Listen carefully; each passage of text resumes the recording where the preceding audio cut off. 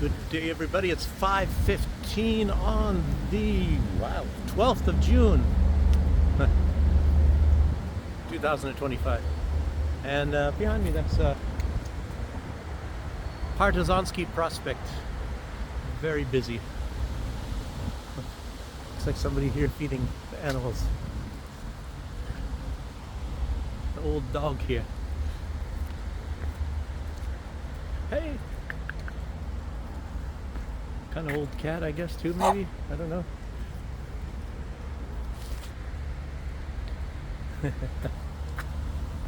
Okay, well, what's going on in the world here? I haven't been doing that many videos. I don't know. Sometimes I'm kind of losing my... Oh, there goes a cat, too. I've been by this area before. There's an orange one. Where is that orange one at? Anyway.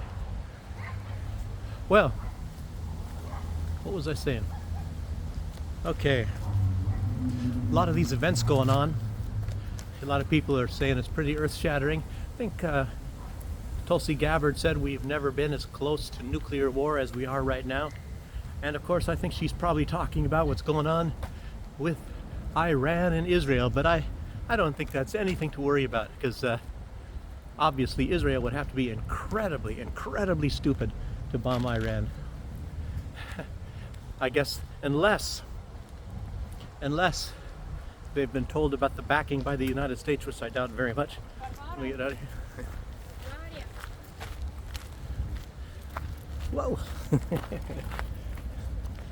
A mini dog. Anyway, I should rather go in the morning, shouldn't I? Instead of people crisscrossing all over. Which way do I go? I've never been that way. Some weeds starting to get high, starting to look like Berlin here. Okay, but anyway, I don't think there's going to be a war, because like I said, Iran can defend themselves. They can defend themselves against the United States. I'm not saying that they're going to get the best of the United States, but they'd be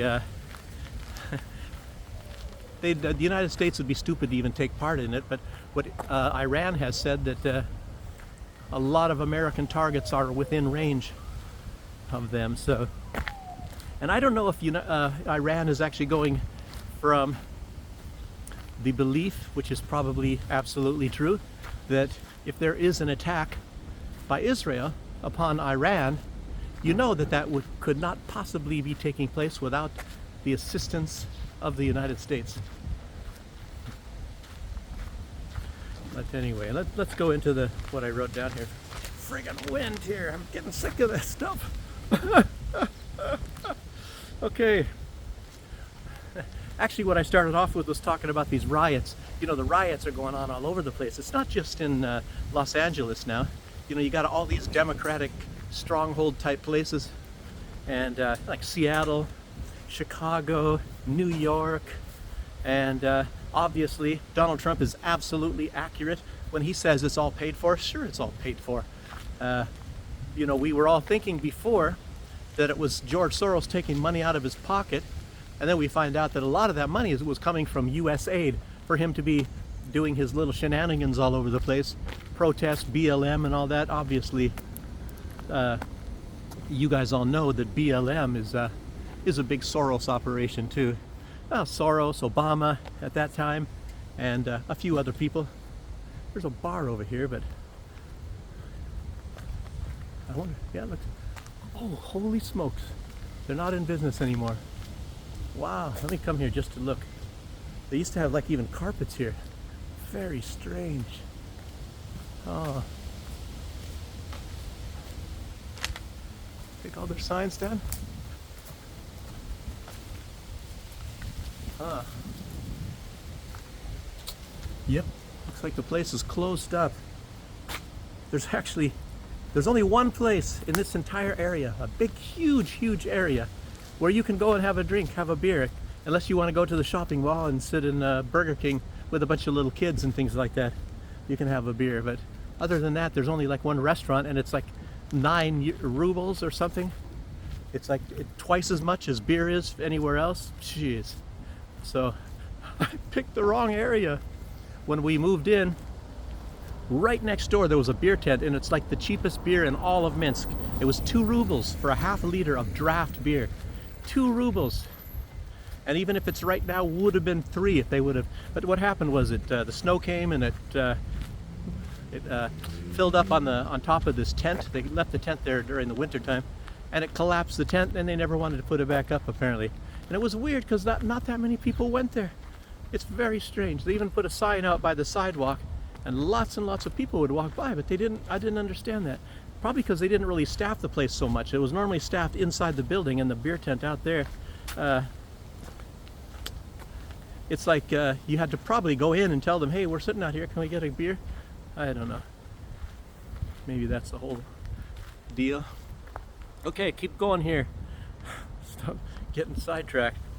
Okay, these riots. I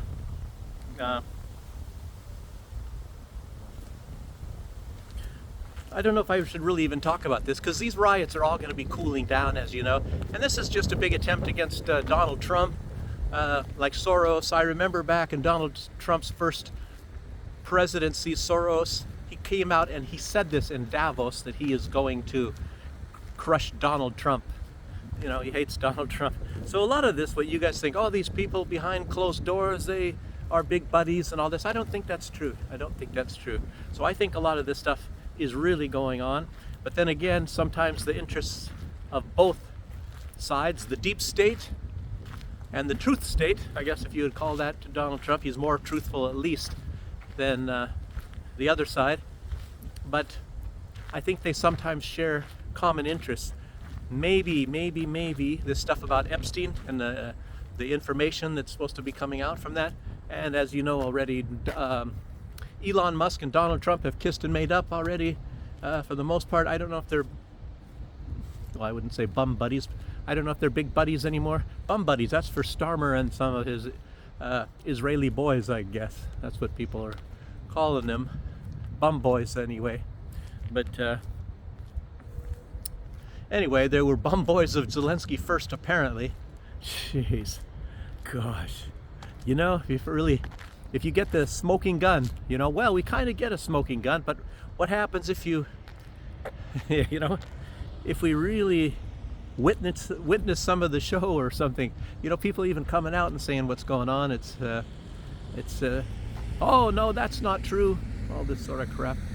So let's look at a few of these houses around here. This one looks like a new one. I've been walking by these places before. Nice big house for a family. Here's an older house. Interesting too. Needs a facelift. That one over there looks like it's all stone. Old house. Facelift on that one as well. Make some changes. So, okay. In Moscow, there's an event that's going on called the Forum of the Future. And many of our favorites are there. There's George Galloway, and there's Jackson Hinkle. There's even Errol Musk and Larry Johnson from the former CIA, you know. And I think they all get a chance to speak. There's always something going on in Moscow or St. Petersburg. A lot of these forums, and it's very good because it's nice to see that a lot of time the truth really comes out. And it's very telling what Errol Musk said. Let's see. Well, Sergey Lavrov was there too. I didn't mention him. But he said a lot of people were telling him not to go. Don't go to Moscow. Don't go to Russia. Don't go. It's evil there. It's evil people and all that. And somebody I was just talking to, it wasn't even about this event, but they were saying that whenever you hear these kind of things, like saying something is bad or someone is bad, you know, when you hear it from any kind of a person that you have high suspicions that these people are brainwashed or controlled, then you know that it's a good thing to go. It's exactly the opposite of what they say. So anyway, he went and he said that he was really surprised, much different than what he expected. Oh look, let's go on this vacant lot. Wonder what was with this fence around here. I wonder what was here before. It looks like it probably was I'm guessing that was what is it, a club? I don't know if I can see it if I get up close to be able to see that sign. Maybe I wonder if this was a some kind of a sports club, or there's something Minsk there. If I can't see it, you guys can't. They have a fence around it, so it's not made for people to snoop. Some sort of a club, I guess. I was thinking it would be a school and this would be a playground, but why would you put it right across the street where the kids have to cross the street? So anyway, Elon Musk, he said, and it's strange because then I heard now that the Russians are saying that Moscow is the third Rome. Elon Musk, he said that Moscow is like Rome was in ancient times. And the first Rome is considered to be Rome itself. The second Rome is considered to be Constantinople. And Moscow is the third Rome. So anyway, that's what the Russians say. Let's see. But a lot of fake information about Belarus, just as much as it is about Moscow. And you guys know, when you're watching these videos or other people's videos about Belarus or even about Russia, it's vast lies, and it's incredible. It's a psi operation. And I always tell people here, and even other expatriates, that when I'm talking to them here in Belarus, we are all so amazed even by the Belarusian people, that the PSYOP has really taken hold of so many of them. They believe that it is so much better in the West, and then you see all these people coming from all these other countries. I'm not even talking about just the United States, maybe Great Britain or Canada or places like that. I'm talking even about Africa. What other countries? Well, Africa mostly. Maybe, I don't know about Asia. I never talked to them about what they think, because China, they say China is really spectacular too. That's another thing you get bad information about. But China is heavily advanced, and of course, like Elon Musk is saying, that as a society, Moscow is far beyond the United States. He said that as far as a civilized country, when he arrived in Moscow, I don't know if he's traveled outside, I don't know about the rest of Russia, but it's far more civilized than it is in the West. He said it's the most civilized place he's been. And I think I have to actually even agree with that, even when I'm talking about Minsk here. Like, I've been in other countries, I've been in Europe, and even in Germany, rapes and things like that, but robberies and vandalism, like what goes on in the protests, just like what's going on right now all over in the United States. And you saw a little bit of that in 2020 here in not just in Minsk, but also in some of the other larger towns. But that was all, of course, how do you say that? What is the right word? That was created by the West. That was Western operations here. And they've come out and admitted it. They've admitted that. The West has admitted that they were behind what was going on in 2020 here in Belarus. And it's like I said, what's strange is that even the Belarusians, even when you tell them that and they know that, they still are pissed off, and I don't know, they still think it's better in the West. And of course it's maybe better in the West to earn money. And you hear about, like I was talking about this with somebody, what was it, even just yesterday online, and they have like 7 degrees, all kinds of academic degrees, and very, very highly intelligent, and they like Belarus and want to move to Belarus. And they were telling, the same sort of a deal. They come actually from, I guess, Latvia, and they're talking about how you earn more money maybe in the West, but then your bills are much higher. Everything is much, much higher. And and I lived that my whole life. Half of my earnings always went to my rent, in my most of my lifetime, and when I was in the West. And then, you know, you get your food and all that, and then you hope that maybe you can save $50 a month or something. And I'm not even talking about going to movies, going out to dinner, never ever doing that, just saving money. I mean, maybe once in a great while you go out for a beer or a coffee or something like that. Maybe, what, in the summertime, 3 times or something like that. And then you hear about a lot of people like the Irish partisan who also lives here in Belarus. He's talking about when he goes back to Dublin, Ireland, that there's people there that they rent a bed for 12 hours.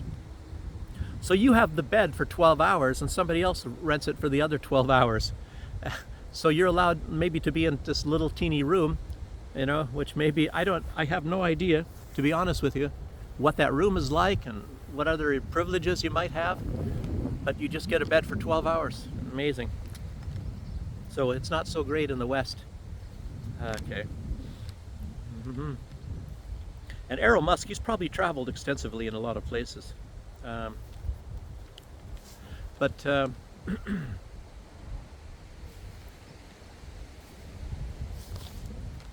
Anyway, a lot of this, the attention, of course, is getting drawn away from a lot of these riots, I think, at least in some cases, because of this little deal right now about what's going on in Iran, and everybody's you know, the United States is starting to, I guess they withdrew all the staff, I guess, from the Iraq embassy, and they are removing a lot of secondary people, like from a lot of the military bases and diplomatic places from all over, like the family members of servicemen, and so I guess it's a partial evacuation from a lot of other places all throughout the Middle East, just in case.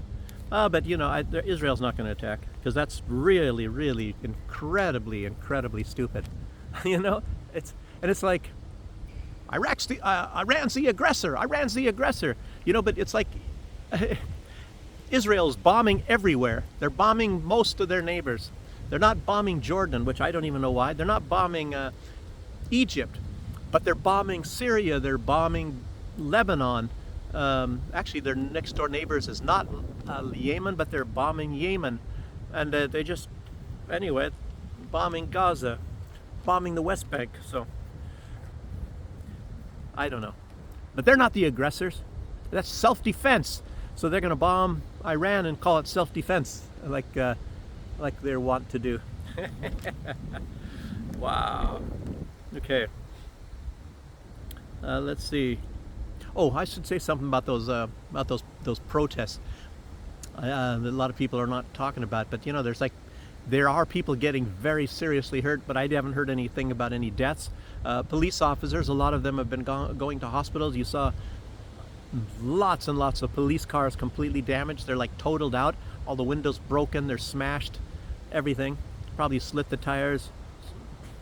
It's like they're totaled. That's gonna cost more money than what the value of those cars are to get those things fixed. Obviously, when they smash the windows, they probably you know, peed inside and everything like that. You have to get new seats. Yeah, but they're mostly peaceful, probably, the Democrats would say. And it's Donald Trump that is actually doing the violence. It's not the protesters smashing the windows, going in and looting all the stores. That's mostly, you know, that's mostly peaceful. And that should be allowed. It's like the BLM riots, things like that. Yeah, hundreds of millions at least in property damage. I was seeing also parts of an interview by Tucker Carlson. He was interviewing Jeffrey Sachs, Professor Jeffrey Sachs, I guess from Columbia, economist, as you know. I like Jeffrey Sachs very much. And he's keen on all the geopolitics of a lot of things, not just economics, but what's going on in the world. He's known a lot of leaders, as you know, and he's worked with them, and he's worked with programs and many things with a lot of countries, like in Poland, and maybe he's met Gorbachev, I believe, as well, and he's met quite a few presidents of the United States and a lot of the diplomats, so he knows about how things work and what goes on, knows the inner workings of the CIA. He has CIA friends. Okay, and one thing that he was talking about is this Ukraine attacking Russia's nuclear triad. He said that is a very I mean, you know, I thought it was very provocative when Ukraine was attacking that Zaporozhye nuclear power plant. You know, they're cruising for a bruising, Ukraine. And then it turns out that most all of these things, most all of them, and this is going to be kind of shocking, it's who's behind it? It is Great Britain. Great Britain is the one directing a lot of this stuff and doing a lot of the planning, like on those military bases when they had those drone attacks. And a lot of things just came out. I got it towards the end of this video. I'll talk about that in a minute. Tammy Bruce from the State Department, she came out and said yesterday that the U.S. is seeking a way to send U.S. air defense systems from the European side and shifting them to the east to Ukraine, to give them to Ukraine. You know, like more Patriots and all that, whatever the United States has over there for air defense, and giving it all to Ukraine. So, you know, kind of withdrawing from Europe for the most part. She also said that the U.S. is Ukraine's biggest supporter and a great friend. But like you hear some people say, oh, you know, Donald Trump is cutting the funding from Ukraine. But we've heard that already before, and it's probably fake information. Again, like they said it was already before, that they never stopped sending weapons. You know, first they said, oh, Donald Trump has stopped sending weapons, and then Marco Rubio came out and said, no, we didn't. We stopped it we put it on hold for 1 week, and then yeah, we're shipping all the weapons. You know, that most of this stuff is from Joe Biden, but a lot of the Patriots, and some people, oh no, they're not sending in the Patriots. Oh no, that's not true. It turns out that is probably true, and it's I don't know if it's 100 systems. I don't know. You hear all of this stuff. This stuff gets put out officially, and you don't know what is, you know, exaggerated, what's completely false, what's completely true. I don't know. Yeah. What else did old Sachs say to Tucker Carlson? He repeated what I have said many times, and he's about one of the only ones that actually says this. I cannot understand why Scott Ritter, maybe, I don't think even Larry Johnson, can't recall that Colonel McGregor had said this stuff, but this thing about, I keep wondering, is this a helicopter coming? You guys probably can't see it, it's too small. But he was saying that, it's way up there and it's loud as anything, about the Crimea. And if you guys, you know, we're from my days, well, a lot of you are. I think a lot of you guys are mostly old farts like me. And there was this dream by the United States and the West, I guess, that to kick Russia out of any port that does not freeze over in the wintertime. So that Russia would only have frozen ports, so they can't do anything in the wintertime when it's frozen. And of course that would mean Crimea, so they wanted to kick them out of there. And I remember hearing that all the time. And that was just a given, you know, to get a dream, to get Russia out of the Crimea so that they, but I don't know if they're even thinking about Vladivostok. That's way over, and maybe because it's on the other side of the Eurasian continent. So maybe they didn't consider that. I don't think that port is frozen in the wintertime. But, and St. Petersburg, anyway, they wanted to kick Russia out of the Crimea. And maybe they thought that they could very easily stop Russia from using St. Petersburg and Murmansk. And, well, Murmansk, I believe, is frozen anyway in the wintertime, but I don't think St. Petersburg necessarily is. I don't know.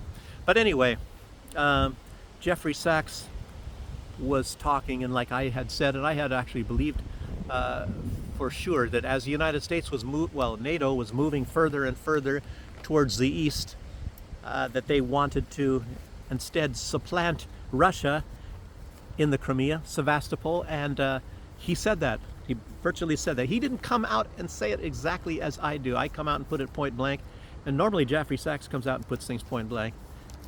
But he practically did that. Maybe he intended to do it, but he didn't. But let's see, what did I write here? Let's see. NATO, the U.S. wants Crimea, Sevastopol, naval complex. Sachs hinted, but let me see. Gosh, I gotta keep fighting the wind here. Okay.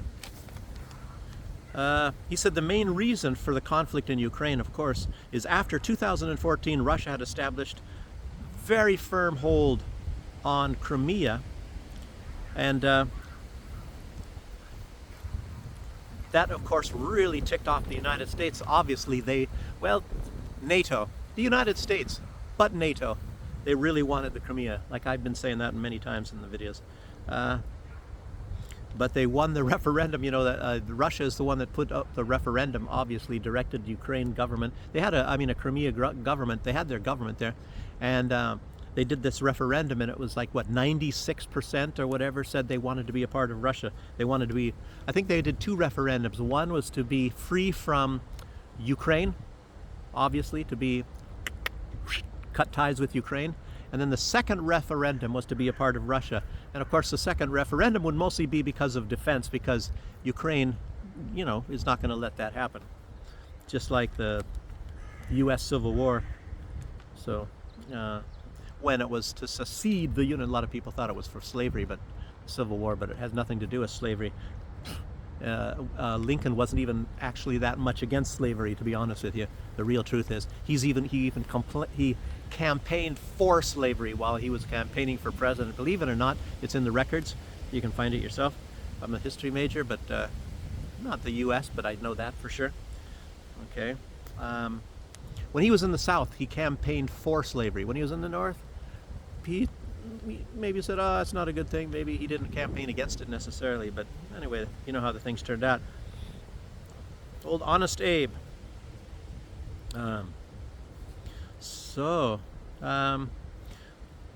I was going to also add, like, you know, everybody knows Ukraine had a chance to keep all of the rest of, you know, of those republics in Ukraine. They had a chance to keep all of the Donbass, as well as Zaporozhye and Kherson. And who knows, maybe they're going to lose Kharkiv and Nikolaev, maybe even Odessa. Maybe even more. But they had a chance to keep all that, but they wanted the Crimea. And I was thinking, it was just my theory that, and I'm almost positive it was. I can promise you that that is part of it. That the Crimea was probably supposed to be taken over by the United States at some point in time. That's what they were. That's why they didn't want to give up on trying to continue taking the Crimea, because that was part of the deal. I am very sure that that's part of the deal, and nobody's talked about it. There's no evidence yet, but I don't know. You know how they operate. So we get to continue the lease. Jeffrey Sachs actually said that when they were going to kick, I guess what happened was after the coup d'etat by George Soros, as you all know, was involved in that, Victoria Nuland, and passing out the cookies and all that sort of thing, and they overthrew the government. Obama immediately, he said that too, Jeffrey Sachs, he immediately recognized the coup government as being the legitimate government of the Ukraine. And then the first thing that they said basically was, we want the Russians out of the Crimea. So what does that tell you? The United States is involved in overthrowing the government, and the first order of business was trying to get the Russians out of Crimea.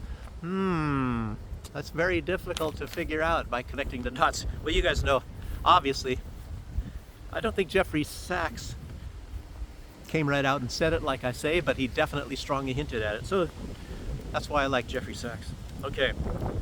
And remember, Podolyak, he said that he's going to be laying on the beaches in Crimea, I think by June. I think that was that first year, maybe. Was that right after the beginning of the special military operation? Of course, it didn't happen. And remember Boris Johnson? Oh, the Crimea. That's very interesting. Remember seeing Boris Johnson in an interview as if, oh wow, that didn't really occur to us. And I think it was, let's see, I think he wrote that down. Is that on a different, yeah, it's okay, I'll keep going. It's about, anyway, I'll keep going here. So Boris Johnson, and of course, as you know, he flew there and he said reject the peace and all that sort of stuff. And I tell you what, a lot of that is for the Crimea, I bet you. I always say this. Okay. Let's see, I talked about this already. Oh, Yanukovych. Jeffrey Sachs also mentioned, I didn't mention that, but I guess Russia was on a 25-year lease that was signed by Yanukovych, that Russia was able, I'll tell you what, it's not like Russia just went in and took over or was brutalizing them. They signed a lease with the government, and I guess it was a 25-year lease still, to stay in Crimea. And of course, after that government was overthrown, obviously it's probably that lease was also null and void. Okay. And yeah, like I said, Sachs said it was the NATO was supposed to take over. And they strongly were saying that, and that's when Russia made the referendum. But I knew a lot of this. I didn't know about them taking over, but I know that they wanted to kick them out. I knew that from the 1980s. And in my day, back in those days when I was working and meeting a lot of heads of states and politicians and top military commanders, mostly of the United States, but sometimes Germany, and I think it was the highest ranking general of South Korea. I'd met him, and not that I was any big, it's just hello, shake hands, and then you drive them around or something like that. So and you get them hotel reservations and things like that, and military, paid for by the U.S. military, U.S. taxpayer, you guys over there. But anyway, I knew about a lot of this stuff in the 80s, so I knew, like I said, that the U.S. wanted Russia out. Okay. And Sachs was saying that Crimea was essentially Russian for hundreds of years. He said, like the different powers that tried to take over, he was mentioning the years 1783, 1856. I know 1856, the Great Britain wanted it, and other countries. I think that was, the Ottoman Empire was still going at that time. And that's when I think the Ottoman Empire, Turkey actually had the Crimea for some time at that time, and Russia got it back. But of course, Great Britain joined in and wanted to take the Crimea. So that is all interesting. And then he said there's 1997. I don't know exactly that, but 2014, of course, these are all times the West, It was a fight for Crimea, and Sachs said that that the United States should say, Donald Trump should say, that we're tired of all this, and recognize that Crimea belongs to Russia, and then stop all the games. What did he say? No longer want to play this game anymore. But I don't know. It's to control Russia, and Donald Trump is acting now like, oh, I want to put some hotels there. I want to make that a resort, Yeah, and it's like this. It's actually the same thing. It's like taking over, but doing it in a sneaky way. And who knows what he's planning and what's going to happen in Gaza, Is that going to be a big Riviera? And the Palestinians, they can stay there as long as they get $100 million to buy a little apartment or something like that. I don't know. So, and Sachs was saying, I guess that was one of the most important things. He said that Trump speaks more for the Ukrainian people than Zelensky does. Zelensky is not on the side of the Ukrainian people. It's like somebody left from over there, some young people. I don't know what that is. Okay, like I'm spying. Maybe I should be in the CIA too. Okay. Iran has put online, they've posted this. They've got this documentation. I talked about that, I think, the last time I did a video. They got a lot of documentation of, secrets about Israel and what goes on. But they put online, and it was written in, of course, I guess, Hebrew. I don't know. That's their language there. And I think in other languages as well. But it's a collaboration. Because if you guys have been listening lately, the IAEA has come out and said that Iran has not been complying with the instructions or the mandates of the IAEA, and it turns out that it's a collaboration. It's Israel and the IAEA, and it turns out that the IAEA is taking orders from Israel. They are subservient to Israel. And as you guys all know, and we're just talking about spies, you know how that works? And it's, like you find somebody that has some kind of a weakness, and this is very easy, like say somebody likes little boys, or little girls, or women in general, and or other men, or a weakness for money, like Ukraine, and then they use these things to control people. So they get what they want by, I don't know. And if the U.S. can print up as much money as they want, they can. That's why you saw these pallets full of money in Afghanistan and all these things, plane loads of dollars, wrapped in plastics, piled up high on pallet boards, going to different countries and different leaders and paying them off, to do some, basically turn their country over to the United States.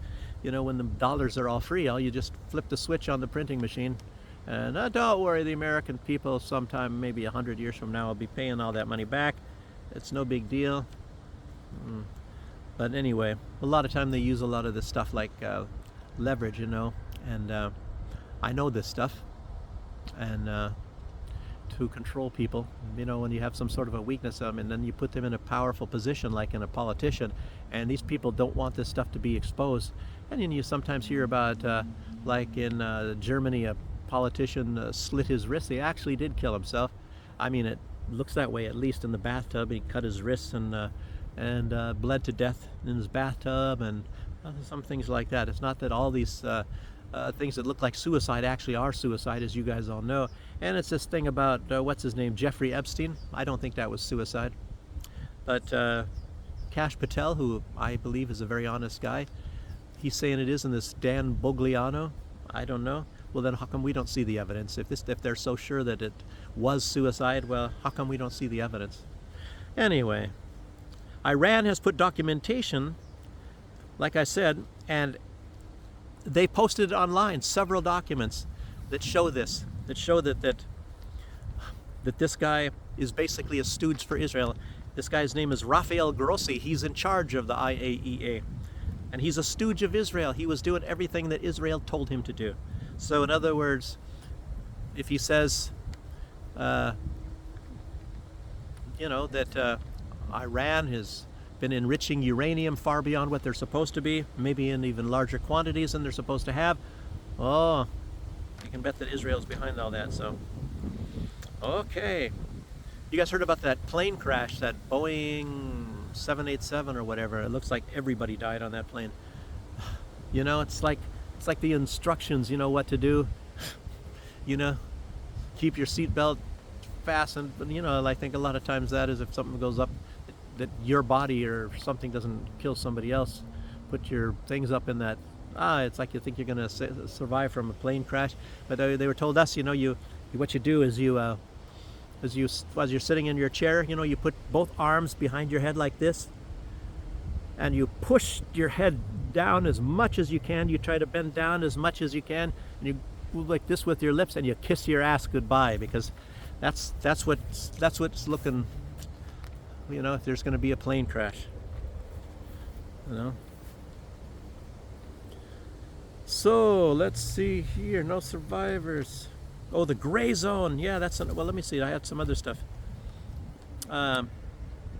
Sachs also said that the CIA does not tell Trump all that it does because of deniability. So a lot of this stuff that's directed by the CIA and whatever, it's not necessarily that Trump knows about it. And of course they probably keep him more in the dark. Maybe even today, even though he's got Tulsi Gabbard in charge of as being the director of national intelligence, and Kash Patel in charge of the FBI, and there was a John Radcliffe in charge of the CIA, it doesn't necessarily mean that that he's got complete control of the information. So, okay, here. Trump said that the trade deal with China has been reached, and he said it's very good and all this kind of stuff. You guys can look that one up. That's not a big deal to me. But anyway, I was going to talk about the gray zone. As you all know, gray zone is fantastic. Gray zone is great. Max Blumenthal and Kit Klarenberg, they're both Jewish, by the way, and they still don't cover for Israel and all that. So whenever somebody says, "Oh, they're a Jew," and you think, "Oh, the Jews are bad," oh, and this and that, but that's absolutely not true. So it's just that a lot of them think that they have to cover for each other and cover up the crimes of the other guys and all that. But mostly the bad guys are a lot of these Zionists, and Zionism is like a thing like, well, we are the master race. Well, I mean, God's chosen people. We are the God's chosen people, chosen by God, and we get to do whatever we want. We're better than you are. And it even says that in the Bible, but as if the Bible, that everything isn't true in the Bible. And if you want to go around and you want to think that everything that I don't know, I didn't see, did God write the Bible? No, but it was inspired by God. Like the movie, like Bruce Lee, when they tell you that it's in San Francisco, when it was actually in Seattle. He lived in San Francisco, but most of his time after that was in Seattle, Washington. And his future wife went to Roosevelt High School, same as my friend there. But anyway, he's buried in Seattle. But no, watch The Life of Bruce Lee, and it tells everything San Francisco. Doesn't even mention Seattle. But it's based on the truth. It's just like the Bible, I'm telling you, stuff. So you got to be suspicious of everything. A lot of Christians that watch this, some of you'll unsubscribe now, but it's like I don't believe everything in there, to be honest with you. Old Testament. I do believe in Jesus very strongly, and I don't even know that much. I wasn't around back in those days, but whoever this guy was, fantastic guy, the greatest man, as far as I'm concerned, ever walked the earth was Jesus. But you guys, everybody, you can believe what you want to believe. I don't necessarily believe something that humans write. Jesus was a fabulous person, but who wrote this stuff, I don't know. And I think when you hear some of the quotes from Jesus, fantastic, and you know that they're true. But a lot of things in the Bible I don't think are necessarily. I think things are changed, and I think a lot of people have admitted that, even a lot of the church people. I'll tell you what, I know somebody, this is the honest to God truth, worked for UNICEF.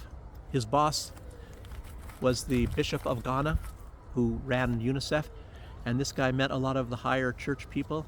He was in charge of a few countries, and he said a lot of these higher clergy in the church don't even believe in God. So, just so you know.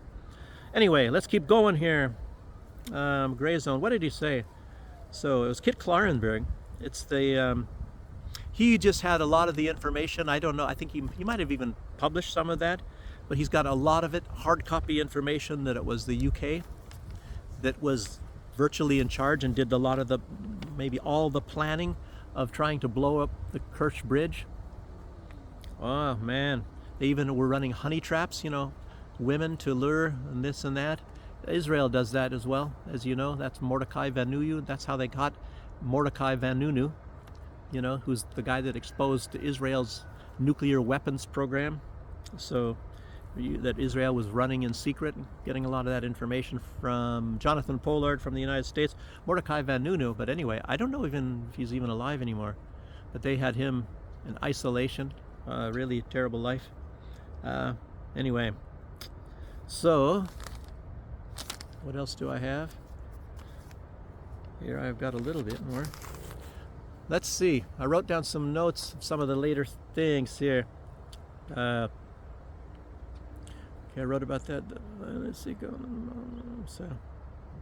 I wrote about this. Zakharova, Maria Zakharova. She mentioned, like I always said, and I don't know if a lot of people are talking about it. It's probably not a subject a lot of people like to talk about Ukraine being very big into the trafficking of organs. And of course, Israel is really big into that too. So those two are probably very, very big partners in that. And it's just some of the dirty stuff that a lot of people, like I said, don't like to talk about. There's the drug trade. There are a lot of them involved in drugs and drug smuggling. The United States, of course, used to be, I don't know if they still are, they probably are, maybe elements in the drug trade as well. Child trafficking, really big on that one. But anyway, she was talking at that time. Well, Russia has already talked about a lot of things like that general. I'm not even, gosh, I'm forgetting his name even. I don't know, it was Kirillov, the guy that the Ukrainians killed that was exposing a lot of this stuff about Ukraine. Anyway, Galloway, he was slamming Rutte, the guy in charge of NATO, his remarks, talking about if these countries in NATO do not increase their defense spending to match like 5% of their GDP, then they better start learning Russian. And George Galloway, it was very brilliant that he recalled this. He said that if it wasn't for Russia, you would be speaking German. Your country would be speaking German. And part of what he means by that is that he said something about 48 hours. Let's see. He said that Holland only resisted the Nazis for 48 hours. I'm not exactly how sure it was, but I think but that's in history, and a lot of people don't know that. And he didn't even extrapolate about that. He didn't actually elucidate it, but what that was about. And I remember finding about that. It's written by B.H. Liddell Hart, A History of World War II. Very good book, and a guy, I think he was knighted by the Queen of England, and he gives credit to Germans and things for what they were doing in World War II, the success and all that. But I read a lot of that, and I don't know if you can get it anymore, and if maybe they changed the history, but I'm sure if you're going to read the truth, you're going to find it in other places. George Galloway's an older guy like me, and maybe if you get the newer books, so everything has been changed. That's one reason why I tell you guys, save your old books, because the new ones, they're going to have things changed very subtly. But he was talking about this 48 hours, I believe, and I'm not sure if that's exactly, I'm almost positive he's talking about the same incident I'm going to be telling you about right now. But Germany had, at one point in time, they had the first use of airborne troops, men dropping out of airplanes on parachutes, and they used that to take Norway. And I think that they were trying to get the oil supply, their supply of fuel from Norway, so they needed to get Norway, and that was, first after Czechoslovakia, and then Poland, and then I think Norway was right then at that. I don't know if Norway was first. Anyway, around that time. And then, of course, soon after that, everybody was thinking, wow, people dropping out of airplanes, soldiers coming from, on parachutes, and so what he did, I don't know which general was the one that was doing this, but they were taking mannequins and dressing them up in uniforms and flying over like around the border areas of Holland, and they were throwing out a whole bunch of mannequins on parachutes in many places around the borders of, where you cross from Germany into Holland.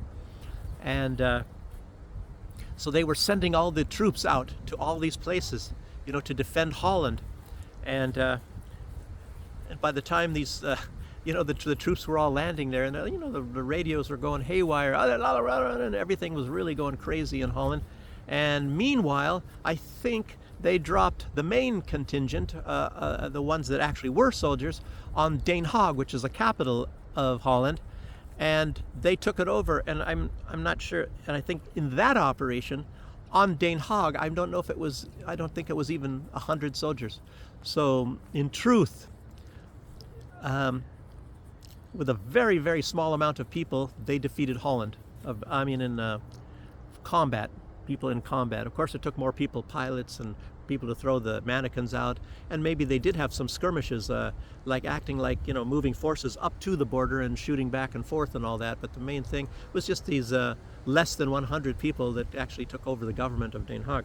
And I think that's probably what George Galloway was talking about. I'm not sure how many hours it took, but I guess it was like maybe 48 hours. So he was. That's what's funny. George Galloway saying if it wasn't for Russia, you'd be speaking German. So shove that right back his backside. Very funny. Anyway, so anyhow, that's about it for today. For the information, I don't know.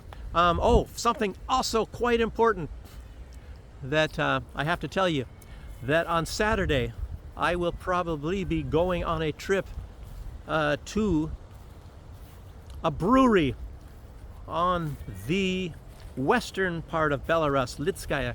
Have to be at the train station at dark 7:20 or so in the morning, and then getting on a, I don't know if it's I guess a bus, yeah, and getting over there. Won't be home, I think it's like over 12-hour day, going to the castle in Lida, going to Lidskaya Brewery.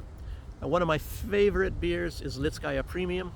And of course there's some Alovaria that are very good, and there's other beers here that are good as well. But anyway, it's a very good one, is Litskaya Premium. But be going there, and of course we'll be going around the city. Gosh, I hope I can get a chance to charge this phone up, because it doesn't last that long. Maybe there'll be a charger in the bus or something, and I can charge a little bit in between times. So anyhow, otherwise I got to be a little bit frugal, like I try to be anyway on those videos. If you guys saw those other videos, I'm not trying to be like a really professional job now and do cutting and editing and taking out the bad parts. I'm just putting everything in there. So I hope you guys find that all right. But anyway, that's all I have to say for today, and thank you guys for joining me, and I will see you on the next one. Bye bye.